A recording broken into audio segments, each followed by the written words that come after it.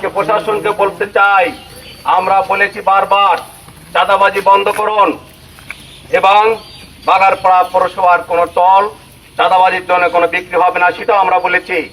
তারপরেও দেখতে পাচ্ছি বাগারপাড়া পৌরসভার বিভিন্ন জায়গায়, উপজেলার বিভিন্ন জায়গাতে চাঁদাবাজি করা হচ্ছে, যার আমি ধিক্কার জানাই, নিন্দা জানাই। আমরা নির্বাচনের আগে জনগণের কাছে প্রতিশ্রুতি দিয়েছিলাম বাগারপাড়া পৌরসভা, নোয়াপাড়া পৌরসভা সহ আমাদের নির্বাচনী এলাকায় কোথাও কোনো অবৈধভাবে চাঁদাবাজি চলবে না।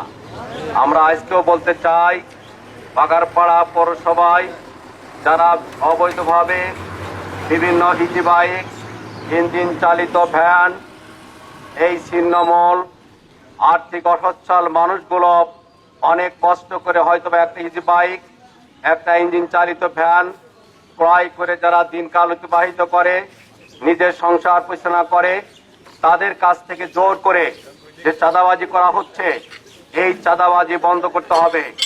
যদি চাঁদাবাজি বন্ধ না করা হয়, গণবিস্ফোরণে আমরা চাঁদাবাজদের বিরুদ্ধে রুখে দাঁড়াবো ইনশাআল্লাহ।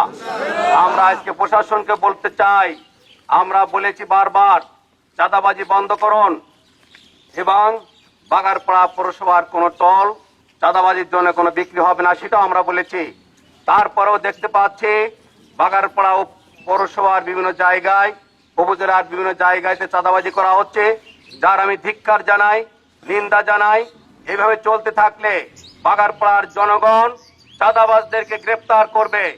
আমি সবাইকে বলতে চাই, চাঁদাবাজের বিরুদ্ধে রুখে দাঁড়াতে হবে। আমাদের চাঁদাবাজের ব্যাপারে জামাত ইসলামের এখনো জিরো টলারেন্স। গোটা দেশের মানুষকে চাঁদাবাজদের হাত থেকে আমাদের রক্ষা করতে হবে ইনশাআল্লাহ।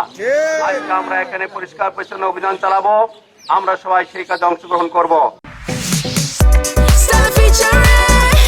Next level, well done, side by side, fridge.